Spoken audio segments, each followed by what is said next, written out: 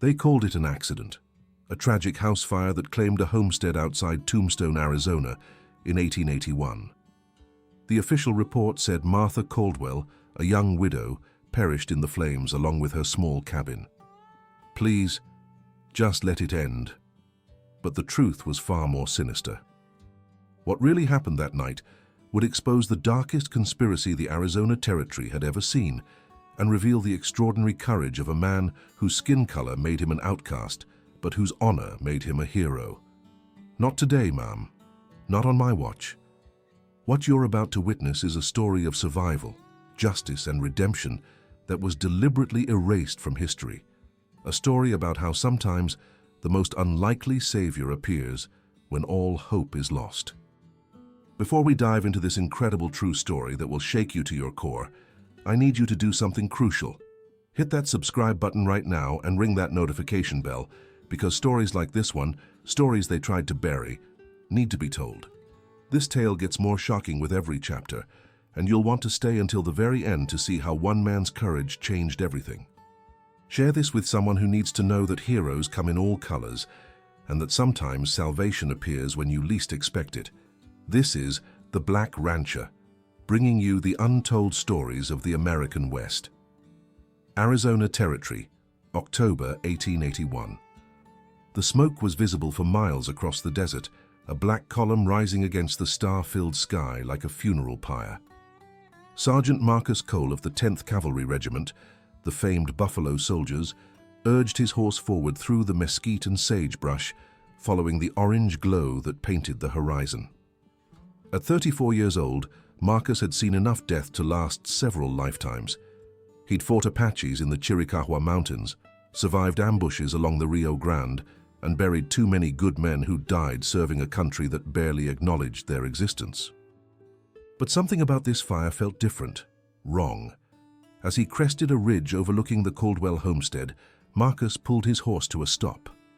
The small cabin was completely engulfed in flames, the wooden structure collapsing in on itself with violent crashes that sent sparks spiraling into the night sky. But what made his blood run cold wasn't the fire itself. It was what he saw in its light. 4 men on horseback sat watching the blaze, their faces illuminated by the hellish glow. Marcus recognized them immediately. Deputy Sheriff Wade Hutchins, rancher Silas Blackwood, and 2 of Blackwood's hired guns, the Garrett brothers. They weren't trying to fight the fire or search for survivors. They were watching it burn with the satisfaction of men whose work was done. "Should be enough to finish the job," Marcus heard Hutchins say, his voice carrying clearly in the desert air. "About time," Blackwood replied. "To that stubborn woman cost us 6 months and more money than she was worth. Should have taken our offer when we made it nice-like." "Well, she won't be refusing anything anymore," one of the Garrett brothers laughed. "Accident like this, tragic as it is, ought to clear up that property dispute real quick." Marcus felt his jaw tighten. He'd heard about Martha Caldwell around Tombstone, a young widow trying to hold on to the small ranch her husband had built before consumption took him the previous winter. Word was that Blackwood wanted her land because it sat on the only year-round water source for 20 miles. Prime real estate for a man looking to expand his cattle empire. What Marcus was witnessing wasn't an accident. It was murder. As the 4 men prepared to ride away, apparently satisfied with their work, Marcus heard something that made his heart stop. A woman's voice, weak and desperate, crying out from somewhere near the burning cabin. "Help me. Please. Someone help me." The voice was coming from behind the cabin, near what looked like a root cellar or storm shelter. Martha Caldwell was alive, but from the sound of her voice, not for long. Marcus watched as Hutchins and the others heard the voice too. Their horses pranced nervously as the men exchanged glances. "Thought you said she was inside when you started the fire," Blackwood said, his voice deadly quiet. "She was," Hutchins replied, but uncertainty crept into his tone. "Leastways, I thought she was." "Well, she ain't now," the older Garrett brother said. "What do you want to do about it?" Blackwood was quiet for a long moment, staring at the flames. When he spoke, his voice was cold as winter wind. "We finish what we started. Can't have witnesses to an accident." Marcus watched in horror as the four men dismounted and began walking toward the source of Martha's voice. Deputy Hutchins pulled his gun from its holster. That's when Marcus made a decision that would change everything. He spurred his horse down the ridge, charging toward the cabin with the fury of a man who'd seen too much injustice in his life to stand by and watch another innocent person die.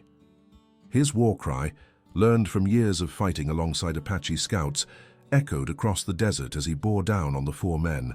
The effect was immediate and devastating. The horses, already spooked by the fire, reared and scattered as Marcus's mount thundered into their midst. Hutchins spun around, gun raised, but Marcus was already diving from his saddle, tackling the corrupt deputy to the ground. "Buffalo soldier!" Blackwood shouted, reaching for his own weapon. "Kill him!" But Marcus had spent 15 years learning how to fight outnumbered. He rolled away from Hutchins's wild shot, came up with his cavalry saber drawn, and faced the four men with the cold professionalism of a career soldier. "You boys have a choice," Marcus said, his voice steady despite the chaos around them. "You can ride out now and never come back, or you can try me and see how that works out for you." The Garrett brothers were already backing toward their scattered horses. They might be hired killers, but they weren't stupid. Taking on a buffalo soldier in hand-to-hand combat was suicide, and they knew it. But Blackwood and Hutchins weren't backing down. "You have no authority here, soldier," Hutchins snarled, blood running from his nose where Marcus had tackled him. "This is territorial law business." "Territorial law," Marcus replied, "doesn't include burning innocent women alive in their homes." "You can't prove anything," Blackwood said, but Marcus could hear the uncertainty in his voice. "Don't have to prove it," Marcus said. "I saw it. And unless you boys want to explain to Colonel Grierson why one of his sergeants disappeared while investigating a suspicious fire, I suggest you mount up and ride." For a tense moment, the five men faced each other across the flame-lit clearing, hands near weapons, death hanging in the balance. Then Martha's voice called out again, weaker this time. "Please, I can't... the smoke..." Marcus made his choice. He turned his back on the four men and ran toward the sound of Martha's voice, trusting in their cowardice more than their courage. He found her crawling from a narrow root cellar behind the cabin, her nightgown singed and blackened, her face streaked with soot and tears. Burns covered her arms and the left side of her face, and she was coughing violently from smoke inhalation. When she saw Marcus approaching, a black man in cavalry blue, her eyes went wide with terror and confusion. "Please," she whispered, her voice barely audible, "please, just let it end. I can't take any more." Marcus knelt beside her, gently taking her burned hands in his. "Not today, ma'am," he said, his voice firm but kind. "Not on my watch." Behind them, he heard the sound of horses galloping away into the night. Blackwood and his men were gone, but Marcus knew they'd be back. Men like that didn't give up easily. Martha was staring at him with a mixture of disbelief and desperate hope. Who are you?" she managed to ask. "Sergeant Marcus Cole, 10th Cavalry," he replied, carefully lifting her in his arms. "And you, ma'am, are going to live." As he carried Martha away from the burning remains of her home, Marcus could feel her trembling against his chest. She'd been through hell tonight, but she was alive. And as long as he drew breath, she was going to stay that way. The real fight, he knew, was just beginning. If you're shocked by what you've witnessed so far, you need to understand. This story is just getting started. What happens next will challenge everything you think you know about justice in the Old West. Make sure you're subscribed to The Black Rancher, because you won't want to miss a single moment of this incredible journey. Hit that bell icon right now and share this with someone who needs to see that heroism has no color. The 10th Cavalry Camp was 30 miles southwest of Tombstone, hidden in a canyon that provided both water and tactical advantage. As Marcus rode through the night with Martha in his arms, he could feel her slipping in and out of consciousness, her burns and smoke inhalation taking their toll. "Stay with me, ma'am," he said softly, as they finally approached the camp perimeter. "We're almost there." The sentries recognized Marcus immediately and waved him through without question. The 10th Cavalry, one of 4 segregated black regiments formed after the Civil War, had earned the respect of every Apache chief and Mexican bandit in the Southwest. When a Buffalo Soldier gave his word, it meant something. Marcus carried Martha directly to the medical tent, where Dr. Samuel Hayes, the regiment's physician, was reading by lantern light. Hayes was one of the few white officers who'd requested assignment to a black cavalry unit, and his commitment to his men was absolute. "Good God, Marcus," Hayes said, immediately clearing his examination table. "What happened?" "House fire," Marcus replied grimly, laying Martha gently on the table, "but not the kind you might think." As Dr. Hayes began examining Martha's injuries, Marcus quickly explained what he'd witnessed at the Caldwell homestead. The doctor's face grew darker with each detail. "You're certain it was Blackwood?" Hayes asked as he cleaned Martha's burns with practiced efficiency. "Certain as sunrise," Marcus replied. "Him, Deputy Hutchins, and the Garrett brothers stood there watching her home burn like they were enjoying a Sunday picnic." Dr. Hayes shook his head as he applied salve to Martha's injuries. "Silas Blackwood owns half the politicians in Cochise County. Getting justice against him won't be easy." "Maybe not," Marcus said, "but keeping her alive is something I can do." Martha stirred on the examination table, her eyes fluttering open. When she saw Marcus standing nearby, relief flooded her features. You're really here," she whispered. "I thought maybe I'd dreamed you." "No dream, ma'am," Marcus said, stepping closer. "You're safe now." Martha tried to sit up, wincing as the movement pulled at her burns. Dr. Hayes gently pressed her back down. "Easy there, Mrs. Caldwell," the doctor said. "You've got some serious burns and significant smoke damage to your lungs. You need to rest." "My home," Martha said, tears starting to flow. "Everything Thomas and I built. It's all gone, isn't it?" Marcus exchanged a glance with Dr. Hayes before answering. "The cabin's gone, ma'am, but you're alive, and that's what matters most." Martha closed her eyes, and for a moment Marcus thought she might be losing consciousness again. But when she opened them, he saw something he hadn't expected. Fury. "They killed him," she said, her voice growing stronger. "My Thomas. I know they did." "Ma'am," Marcus said, moving closer. "My husband," Martha explained, struggling to sit up despite Dr. Hayes's protests. "Everyone said it was consumption that took him, but Thomas was strong as an ox, never sick a day in his life until—" She paused, her breathing labored. "Until he found something on our land. Something that made Blackwood start making offers to buy us out." Marcus felt a chill that had nothing to do with the desert night air. "What did your husband find?" "Silver," Martha said simply. "A vein running right through our property. Thomas was a miner before he took up ranching. He knew what he was looking at." Dr. Hayes whistled low. "That would explain a lot. Silver rights in this territory are worth killing for."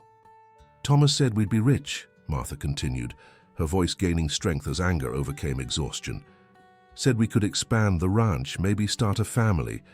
But then Blackwood found out somehow, started making offers. When Thomas refused to sell—" She trailed off, her eyes filling with tears again. "When Thomas refused to sell?" Marcus prompted gently. "He got sick, real sudden-like," Martha said. "Violent sick. Throwing up, couldn't keep food down. Wasting away like he was being poisoned from the inside. Dr. Miller in Tombstone said it was consumption, but I knew better. I'd seen consumption before. This was different." Marcus and Dr. Hayes exchanged another meaningful look. Arsenic poisoning would produce exactly those symptoms, and it would be easy enough to slip into a man's food or water over time. "When Thomas died," Martha continued, "Blackwood was at the funeral offering to buy the land before we'd even put dirt on the grave. Said it would be too much for a woman to handle alone. But you refused," Marcus said. It wasn't a question. "Damn right I refused," Martha said with fierce pride. "That land was Thomas's dream. I wasn't about to hand it over to the men who killed him." Dr. Hayes finished bandaging Martha's burns and stepped back. "Mrs. Caldwell, I have to ask, do you have anywhere safe to go? Family, perhaps?" Martha shook her head. "Thomas and I came out here from Kansas with nothing but a wagon and a dream. No family back east, no friends who'd stand up to men like Blackwood." "Then you'll stay here," Marcus said without hesitation. Both Martha and Dr. Hayes stared at him. Marcus, Dr. Hayes said carefully, you know the regulations about civilians in camp.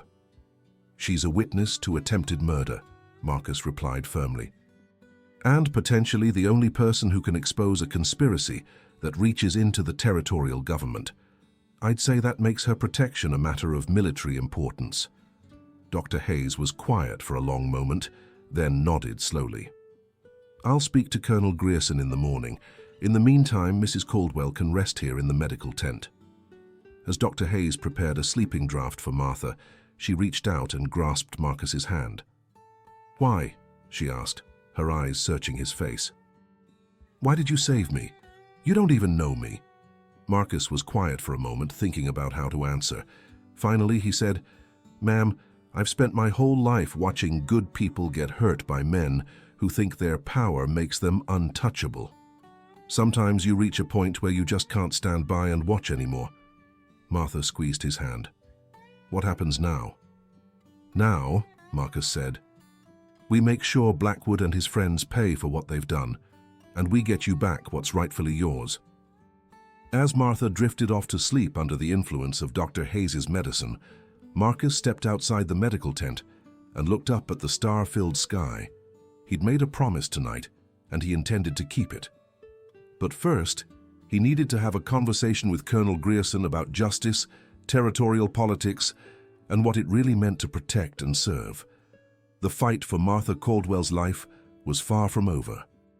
Colonel Benjamin Grierson was a man who understood the complex politics of the American frontier better than most. As commander of the 10th Cavalry, he'd spent years navigating the delicate balance between military duty and civilian authority, especially in a territory where racial tensions ran as deep as the copper mines.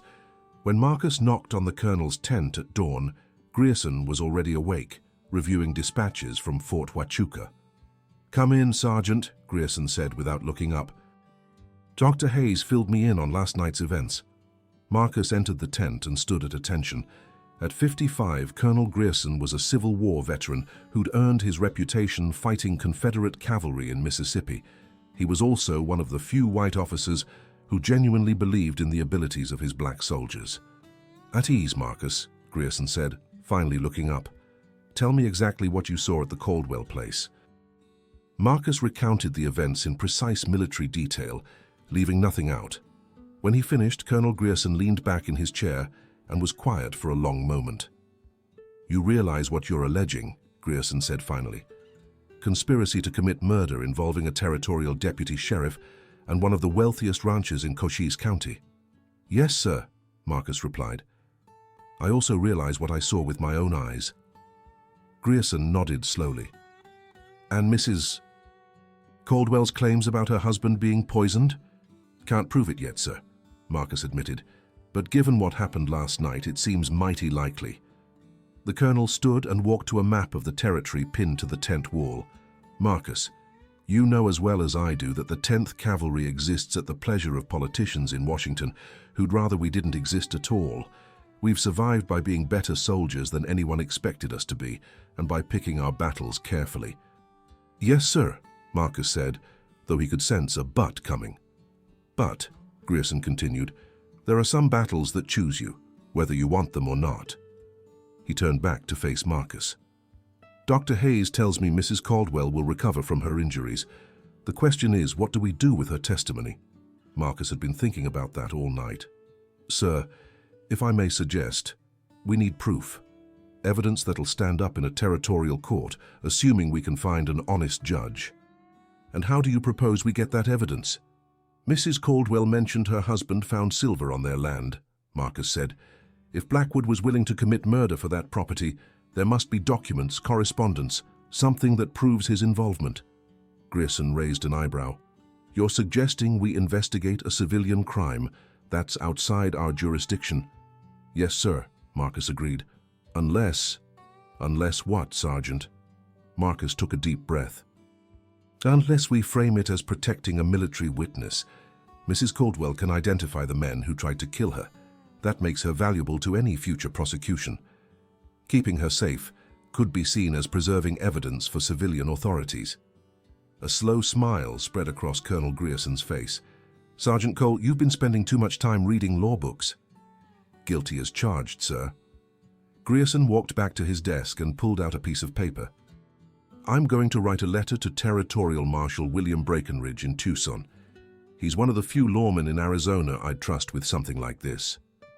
As the colonel began writing, Marcus asked, "What about Mrs. Caldwell, sir? She can't stay in the medical tent indefinitely." "No, she can't," Grierson agreed.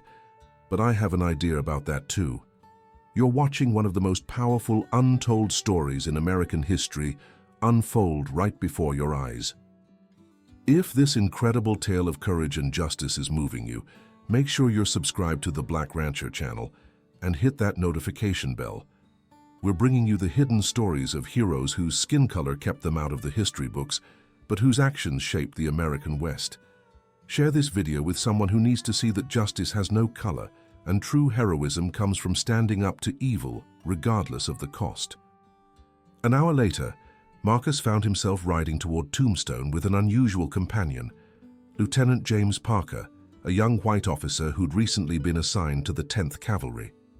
Parker was one of the new breed of Army officers, West Point educated, progressive in his thinking and genuinely committed to the mission of the Buffalo Soldiers. "I still don't understand why you need me along," Parker said, as they guided their horses through the desert scrub. "Because, Lieutenant," Marcus replied, "when we walk into the Territorial Office of Land Records, you're an officer, and I'm a Negro sergeant. Guess which one of us they're more likely to help?" Parker was quiet for a moment, then nodded grimly. "I'm starting to understand how things work out here." "You're learning," Marcus said. "The question is, are you ready to use those insights for something that might get us both in serious trouble?" "Sergeant," Parker said, straightening in his saddle, "if Mrs. Caldwell's story is true, then we're talking about men who murder for money and hide behind badges while they do it. That's exactly the kind of trouble I signed up to face." Marcus allowed himself a small smile. Maybe this young lieutenant would work out after all. Tombstone was bustling with its usual mix of miners, gamblers, ranchers, and merchants when they arrived. Marcus noted how conversations died, and eyes followed them as they made their way down Allen Street. The sight of a black cavalry sergeant riding alongside a white officer was unusual enough to draw attention. The Territorial Office of Land Records was housed in a small adobe building near the courthouse. A clerk named Peterson, a thin, nervous man with ink-stained fingers, looked up nervously as they entered. "Can I, help you, gentlemen?" Peterson asked, his eyes darting between Marcus and Lieutenant Parker. "We need to see the land records for the Caldwell property," Parker said in his best officer's voice. "Official military business." Peterson's nervousness increased. "Oh, well, I'm not sure I can... I mean, those records might be... Might be what?" Marcus asked quietly. "Well," Peterson stammered, "Mr. Blackwood was in here yesterday asking about those same records. Said there might be some irregularities in the original filing." Marcus and Parker exchanged glances. Blackwood was moving fast to cover his tracks. "What kind of irregularities?" Parker asked. "Something about the survey markers being wrong," Peterson said. "Mr. Blackwood thinks the Caldwell property might actually be part of his original grant from the territorial government." Marcus felt his anger rising but kept his voice level. "And you believe that?" Well, Mr. Blackwood is a very important man," Peterson said. "He wouldn't make that kind of claim unless he wanted to steal a dead man's land," Marcus finished. Peterson's face went white. "Now see here, you can't just come in here and—" "Peterson," Lieutenant Parker said, his voice taking on the steel of command authority, "you're going to show us those records right now, or I'm going to have to report to my superiors that civilian territorial employees are obstructing a military investigation." The threat worked. Peterson disappeared into a back room and returned with a thick folder of documents. As Marcus and Parker reviewed the papers, a clear picture emerged. Thomas Caldwell had filed his homestead claim properly and had clear title to 160 acres of land along Sulphur Creek, but someone had recently added documents to the file, documents that hadn't been there when the original claim was filed. "This survey amendment," Parker said, pointing to a paper dated just 2 days earlier. It moves the boundary markers for Blackwood's property by nearly a quarter mile. Convenient, Marcus said grimly. Puts the Caldwell homestead right in the middle of Blackwood's holdings. But it's dated before Mrs. Caldwell's house burned down, Parker observed. Even more convenient, Marcus replied. Shows premeditation. Blackwood was planning to steal that land before he tried to kill her. Peterson was wringing his hands as he watched them examine the documents. Please, he said, you have to understand, Mr. Blackwood has a lot of influence in this territory. If he found out I showed you those papers, he's not going to find out from us, Marcus assured him. But Peterson, you need to think carefully about what side of this you want to be on when the truth comes out. As they prepared to leave, Lieutenant Parker turned back to the nervous clerk. One more thing, Peterson. If anyone asks, we were never here. And if those documents disappear or get altered, the full weight of the United States Army is going to come down on this office. Do I make myself clear? Peterson nodded vigorously. As they walked back toward their horses, Parker shook his head in amazement. Marcus, this is bigger than just one woman's homestead. If Blackwood can falsify territorial records this easily, then he's been doing it for years, Marcus finished. Which means Martha Caldwell isn't his first victim. What's our next move? Marcus looked back at the courthouse, where he could see several of Blackwood's men lounging in the shade. They'd been watching the land office, waiting to see who might come looking for information. Our next move, Marcus said, is to make sure Mrs. Caldwell is ready to fight, because this is about to get a lot more dangerous. When Marcus and Lieutenant Parker returned to the cavalry camp, they found Martha Caldwell sitting outside the medical tent, her burns covered in fresh bandages, but her eyes clear and determined. Hayes had pronounced her well enough to move around, though he insisted she needed several more weeks of treatment. How are you feeling, Mrs. Caldwell? Lieutenant Parker asked as they approached. Like I've been through hell, Martha replied honestly, but ready to fight back. Marcus dismounted and handed his horse's reins to an orderly. Good, because we found out what we're up against. Over the next hour, Marcus and Parker explained what they'd discovered at the land office. As the full scope of Blackwood's conspiracy became clear, Martha's expression grew harder. So he planned to steal my land before he even tried to kill me, she said finally. That's exactly right, Marcus confirmed. The falsified survey documents prove premeditation, but they also prove something else. What's that? They prove your husband was murdered, Lieutenant Parker said gently. If Blackwood was willing to kill you for that land, he certainly killed Thomas to get you to sell. Martha was quiet for a long moment, staring at her bandaged hands. When she looked up, Marcus saw something in her eyes that made him proud. Pure, focused determination. What do I need to do? She asked. First, Marcus said, we need to keep you alive long enough to testify. Blackwood knows you survived the fire by now. He'll be looking for you. Where can I go? Martha asked. I don't have any money, any friends who'd stand up to men like that. Colonel Grierson, who'd been listening from nearby, stepped forward. Actually, Mrs. Caldwell, I think we might have a solution for that. Martha looked up at the colonel with curiosity. There's a settlement about 50 miles north of here, Grierson explained. Place called Roosevelt. It's mostly Mexican families and a few white homesteaders who came out here to get away from complications back east. What kind of complications? Martha asked. The kind that make a man appreciate having neighbors who don't ask too many questions about each other's past, Marcus said with a slight smile. More importantly, Colonel Grierson continued, it's a community that takes care of its own, and they've had dealings with Blackwood before, not friendly dealings. Lieutenant Parker looked intrigued. What kind of dealings? Blackwood tried to run them off their land about 2 years ago, the colonel explained. Claimed they were squatters, even though they had proper homestead papers.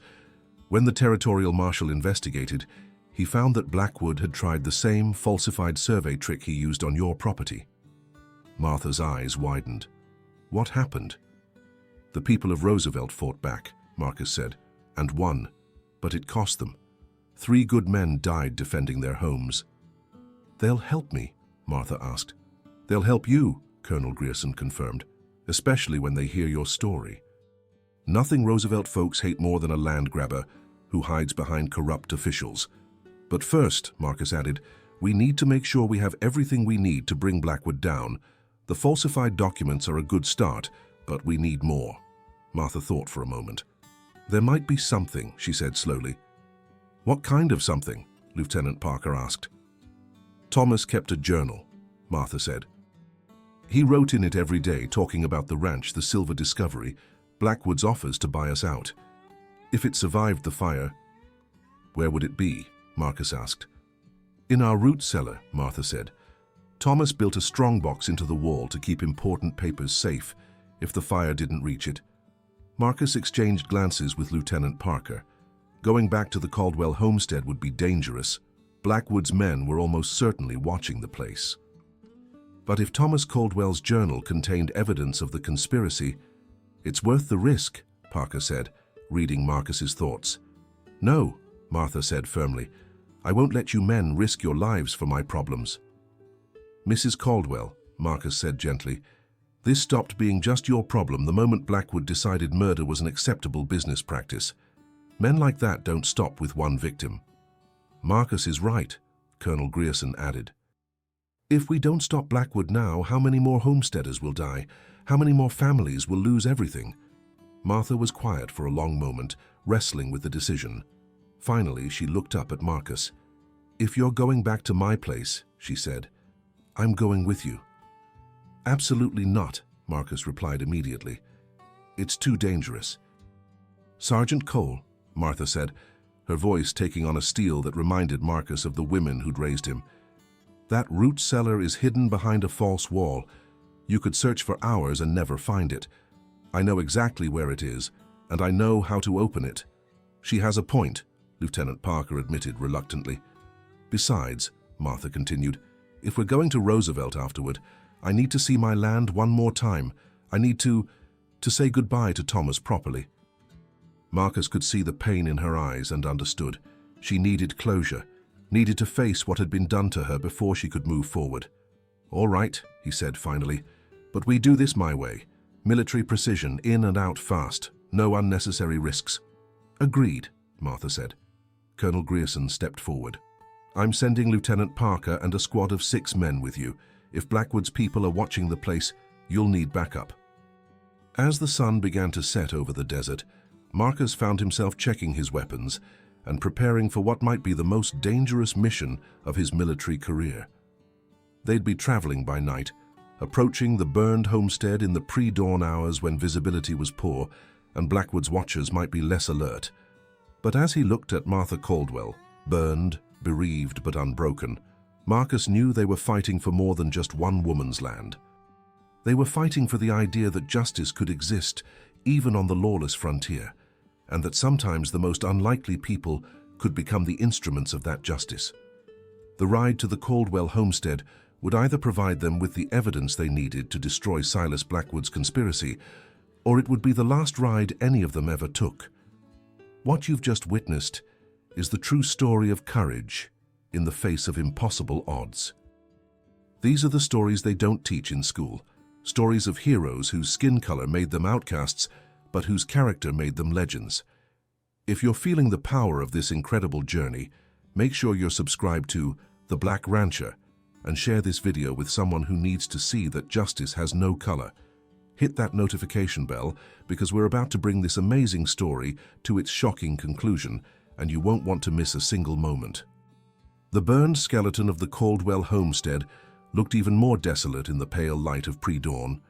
Marcus and his team had approached from the north, using a dry creek bed for cover, and now lay hidden in the sagebrush, observing the ruins.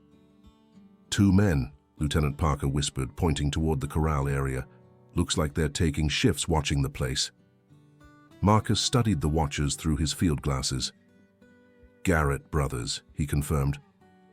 They're positioned to see anyone approaching from the main road, but they're not expecting company from this direction. Martha, lying beside him in the brush, stared at the remains of her home, with tears streaming down her face. The cabin was completely gone, nothing left but a blackened foundation and a few charred timbers. I'm sorry, Marcus said quietly. Martha wiped her eyes and set her jaw with determination. Let's get that journal and make them pay for this. The root cellar was behind where the kitchen had been, hidden by what looked like natural brush and rocks. Martha had designed it that way deliberately.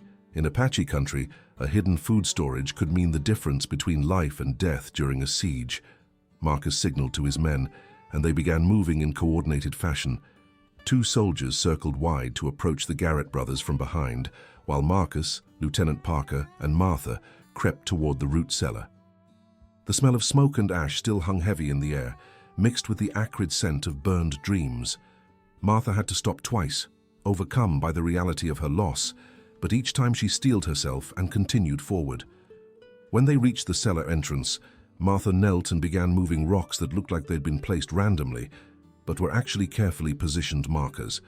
Within minutes, she'd revealed a wooden door set into the ground, blackened by smoke, but still intact. "Thomas was good with his hands," she whispered as she lifted the door. "Built this to last."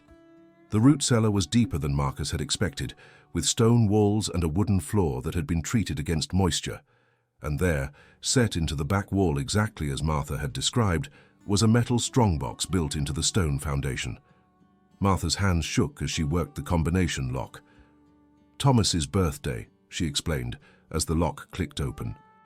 Inside the strongbox were papers, a small leather pouch that probably contained the family's savings, and most importantly, a thick journal bound in oiled leather. "Thomas documented everything," Martha said, pulling out the journal with reverence. "Every day, every conversation, every threat Blackwood made." Marcus took the journal and quickly flipped through the pages. Even in the dim light of the root cellar, he could see entries that would be devastating to Blackwood's case. March 15, 1881. Blackwood came by again today. Said his offer to buy us out was generous, but wouldn't stay generous forever. Martha told him what she thought of his offer. "I'm proud of her, but worried about what comes next." March 22, 1881. Found Blackwood's men on our property again near the Silver Vein. They scattered when they saw me coming, but I know they were mapping the area. This is getting dangerous. April 3, 1881. Feeling poorly again. Same sickness as last week. Martha thinks someone might be putting something in our well water. Going to start drawing water from the creek until I can figure out what's happening. April 10, 1881. Blackwood made his final offer today. When I refused, he said Martha would be all alone out here if something happened to me. That sounded like a threat. I've hidden this journal and our important papers in case. The final entry was dated just 3 days before Thomas Caldwell's death. "This is exactly what we need," Marcus said grimly. Thomas documented the threats, the poisoning attempts, everything. As they prepared to leave the cellar, a shout from outside made them all freeze. "Hey, someone's down there!" One of the Garrett brothers had spotted them. Marcus heard the sound of running footsteps and knew they had seconds before the situation turned deadly. "Stay down," he commanded Martha, then called out to his hidden soldiers. "Now!" The crack of rifle fire echoed across the desert as Marcus's men engaged the Garrett brothers. Marcus helped Martha out of the root cellar, then drew his own weapon as bullets began whining overhead. "Lieutenant," Marcus shouted, "get Mrs. Caldwell to cover." Parker grabbed Martha's arm and pulled her toward a large boulder that had once been part of the cabin's foundation. Marcus dropped flat and began returning fire, his military training taking over completely. The firefight was brief but intense. The Garrett brothers were outnumbered and outgunned, caught in a crossfire between Marcus's positioned soldiers. Within minutes, both men were down, one dead, the other wounded and calling for surrender. As the smoke cleared, Marcus approached the wounded Garrett brother, the younger one, Billy. The man was bleeding from a shoulder wound but would live. "Billy Garrett," Marcus said, kneeling beside the wounded outlaw. "You're under arrest for attempted murder, conspiracy, and about a dozen other charges." "You got no authority over me, soldier," Billy gasped. "I ain't done nothing to the army." "Maybe not," Marcus replied, "but you tried to kill a witness to federal crimes." "That makes it army business." Lieutenant Parker joined them, his face grim. "The other brother?" "Dead," one of Marcus's soldiers reported. "Took a rifle round to the chest." Martha emerged from behind her boulder, clutching Thomas's journal to her chest like a shield. When she saw Billy Garrett bleeding in the dirt, Her expression showed no pity. "You killed my husband," she said quietly. Billy's eyes widened with pain and fear. We never touched your husband." "Maybe you didn't pull the trigger," Martha said, "but you helped poison him, you and Blackwood and Hutchins." "Lady, you're crazy," Billy protested, but his voice lacked conviction. Marcus stood and looked down at the wounded outlaw. "Billy, you've got one chance to save yourself from the hangman's rope. You can tell us everything you know about Blackwood's operation, or you can swing alongside him when this all comes out." Billy was quiet for a long moment, clutching his wounded shoulder. Finally, he looked up at Marcus with defeat in his eyes. "What do you want to know?" Over the next hour, as Dr. Hayes treated Billy's wound, the outlaw told them everything. How Blackwood had been systematically forcing small ranchers off their land for years. How Deputy Hutchins provided legal cover for the land grabs.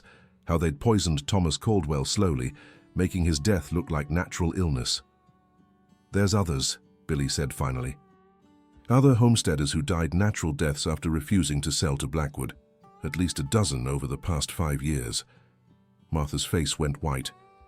"A dozen? Dear God. Where are the bodies buried?" Lieutenant Parker asked. "Boot Hill mostly," Billy said. "But Blackwood kept records. He's got a book with all the details hidden in his safe at the ranch." Marcus felt a cold satisfaction settling in his chest. They had enough evidence now to hang Blackwood 10 times over. But getting to that evidence would require a direct confrontation with one of the most powerful men in the territory. "Mrs. Caldwell," Marcus said, turning to Martha, "are you ready to finish this?" Martha looked at the ruins of her home, then at Thomas's journal in her hands, then back at Marcus. When she spoke, her voice was steel wrapped in velvet. "Sergeant Cole," she said, "I've been ready since the moment you pulled me from that fire." The town of Tombstone had never seen anything like the procession that rode down Allen Street at high noon 3 days later. Leading the group was Territorial Marshal William Breckinridge, flanked by Marcus Cole and Lieutenant Parker. Behind them rode a full squad of Buffalo soldiers in dress uniform, their brass buttons gleaming in the desert sun. And in the center of the formation, riding with the dignity of a queen, was Martha Caldwell. Word had spread quickly through the territory about the evidence they'd gathered. Thomas Caldwell's journal, Billy Garrett's confession, and the falsified land records painted a picture of corruption that reached into the highest levels of territorial government. But Silas Blackwood wasn't going quietly. As the procession approached the courthouse, Marcus could see that Blackwood had assembled his own forces. At least 20 armed men stood in front of the building, including Deputy Sheriff Wade Hutchins. They looked nervous but determined. Marshal Breckinridge rode forward and dismounted in front of the courthouse steps. At 62, he was a weathered veteran of frontier law enforcement who'd seen every kind of corruption the territory had to offer. But even he seemed impressed by the scope of Blackwood's crimes. "Silas Blackwood," Breckinridge called out in a voice that carried across the entire town square. "You're under arrest for conspiracy to commit murder, falsification of territorial records, and accessory to murder in the deaths of Thomas Caldwell and at least 12 other homesteaders." Blackwood emerged from the courthouse flanked by his lawyers and gunmen. At 55, he was still an imposing figure, tall, well-dressed, with the kind of confidence that came from years of getting away with anything he wanted. "Marshal Breckinridge," Blackwood said smoothly, "I think there's been some kind of misunderstanding.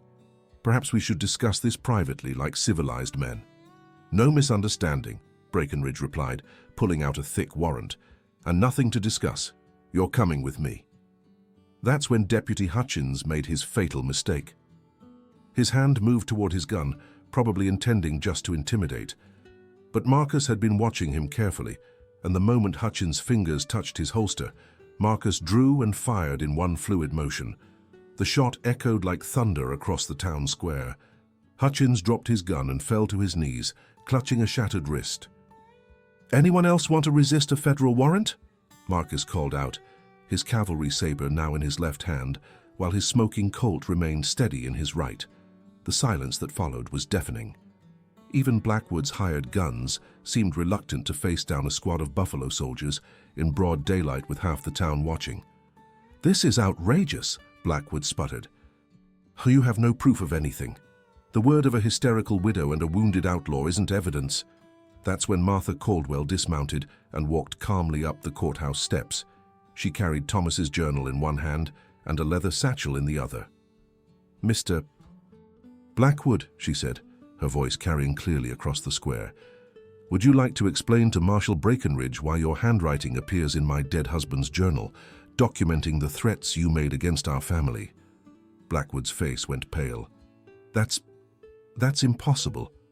I never—" Martha opened the journal and began reading in a clear, strong voice. "Blackwood came by today with 2 of his men. Said Martha would be mighty lonely if something happened to me. When I told him to get off our land, he laughed and said the land would be his one way or another. He signed his name in my journal, said he wanted me to remember this conversation." She looked up at the crowd that had gathered. "My husband was a careful man. He documented everything, including the threats against our family." Marshal Breckenridge examined the journal entry, then looked at a legal document from his satchel that bore Blackwood's signature. "Handwriting looks like a match to me," he said grimly. "But there's more," Martha continued, opening her leather satchel. "Billy Garrett told us where to find Mr. Blackwood's record book, the one where he kept track of all the homesteaders he'd murdered or driven off their land." She pulled out a thick ledger and opened it to a page marked with a ribbon. "Here's my husband's name right here. Date of death, method used, slow poison, looked natural, and a note about how long it took to acquire the property afterward." The crowd erupted in angry murmurs.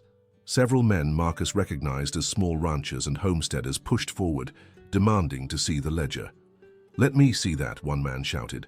"My brother died last year after refusing to sell to Blackwood." "Mine too," called another. "Said it was his heart, but he was healthy as a horse." Blackwood was backing toward the courthouse door, his lawyers frantically whispering in his ears. But there was nowhere to run. "Silas Blackwood," Marshal Breckenridge said formally, "you're under arrest for multiple counts of murder, conspiracy, falsification of government records, and corruption of territorial officials." "You can't prove anything," Blackwood shouted desperately. "I'm a respected member of this community. I have influence in Washington." "Had influence," Marcus corrected, stepping forward. "Past tense, because every politician who took your money is about to find themselves under federal investigation." That's when the fight Marcus had been expecting finally erupted. Several of Blackwood's gunmen, realizing their employer was finished, decided to shoot their way out rather than face justice. But they hadn't counted on the discipline and training of the Buffalo Soldiers. Marcus's men moved with the precision of a cavalry charge, taking cover and returning fire with devastating accuracy. The fight was over in less than 2 minutes, with 3 of Blackwood's men dead and the rest surrendering. Silas Blackwood himself was found cowering behind his lawyer, begging for mercy that would never come. As Marshal Breckenridge snapped iron shackles on Blackwood's wrists, Martha Caldwell walked over to where Marcus was checking on his men. "Is it over?" she asked quietly. Marcus looked at the shackled rancher, then at the crowd of angry homesteaders who were demanding justice for their own murdered family members, then back at Martha. "It's over," he said. "Blackwood will hang, and his whole operation is finished." Martha nodded, tears streaming down her face. But they weren't tears of sadness anymore. "Thomas can rest now," she said. "They all can." 6 months later, Roosevelt, Arizona Territory. The settlement of Roosevelt had grown considerably since Martha Caldwell arrived. Her silver mine, now operating under legitimate territorial licenses, had brought prosperity to the entire community. More importantly, her courage in standing up to Silas Blackwood had inspired other homesteaders to fight back against corruption. Marcus Cole, now promoted to first sergeant, rode into Roosevelt on a warm spring morning to find Martha overseeing the construction of a new schoolhouse. She'd gained weight since her ordeal. Her burns had healed into barely visible scars, and her eyes held a piece that had been missing during their first meeting. "Mrs. Caldwell," Marcus said, dismounting near the construction site. "Sergeant Cole," Martha smiled brightly. "What brings you to Roosevelt?" "Official business," Marcus replied with a grin. "The territorial government wants to establish a permanent cavalry post here. Seems they think Roosevelt is strategically important." Martha laughed. And I suppose it has nothing to do with the fact that you recommended this location. Maybe a little, Marcus admitted. They walked together toward the small house Martha had built near the center of town. It was modest but comfortable, with a garden that was already producing vegetables and flowers. "How are you doing, Martha?" Marcus asked seriously. "Really?" Martha was quiet for a moment, looking out at the bustling community around them. "Some days are harder than others," she said honestly. "I still miss Thomas terribly, but I think he'd be proud of what we've built here." "I know he would be," Marcus agreed. "And what about you?" Martha asked. "Any thoughts of settling down somewhere, maybe finding a nice woman to share your life with?" Marcus felt his cheeks warm slightly. The truth was, he'd been thinking about exactly that question for months, and every time he did, the woman in his thoughts looked remarkably like Martha Caldwell. "I might have some thoughts along those lines," he said carefully. Martha stopped walking and turned to face him. "Marcus Cole," she said, "are you trying to tell me something?" Marcus took a deep breath. He'd faced down Apache war parties and corrupt politicians, but this conversation felt more dangerous than all of them combined. "Martha," he said, "I know it's probably too soon, and I know there are complications with the relationship between us. But I wanted you to know that when I think about my future, you're in it." Martha's eyes filled with tears, but she was smiling. "Marcus," she said softly, "when you pulled me from that fire, you didn't just save my life. You gave me back my hope. If you're asking what I think you're asking, I'm asking if you'd be willing to take a chance on a buffalo soldier who's probably too old and too set in his ways for his own good," Marcus said. Martha reached out and took his hands in hers. "I think Thomas would have liked you," she said. "He always said a man should be judged by his actions, not his circumstances." "Is that a yes?" "Sergeant Cole," Martha said, standing on her tiptoes to kiss his cheek, "that's definitely a yes." As they walked hand in hand toward Martha's house, neither of them noticed the small crowd of Roosevelt residents who'd been watching their conversation with approval. The settlement had been built on the idea that people should be judged by their character rather than their past, and Martha Caldwell and Marcus Cole embodied that principle perfectly. Behind them, the new schoolhouse continued to rise toward the Arizona sky, a symbol of hope and new beginnings in a land where both had sometimes seemed impossible. Thank you for joining me for this incredible true story of courage, justice, and love conquering hate in the American West. The story of Sergeant Marcus Cole and Martha Caldwell reminds us that heroes come in all colors, and that sometimes the most powerful force for change is one person willing to stand up and say, "Not today," to evil. If this story moved you, please hit that like button and share it with someone who needs to see that love and justice can triumph even in the darkest times. Your support helps ensure that these forgotten stories of American heroes reach the audience they deserve. Make sure you're subscribed to The Black Rancher and ring that notification bell, because every week we're uncovering more untold stories of the brave men and women who helped build this nation but were written out of the history books because of the color of their skin. Remember, our history is only complete when we acknowledge all the heroes who shaped America's story. These buffalo soldiers, these brave homesteaders, these ordinary people who did extraordinary things. Their stories matter, their courage matters, and their legacy deserves to be remembered. Until next time, this is The Black Rancher, keeping the true spirit of the American West alive, one forgotten story at a time.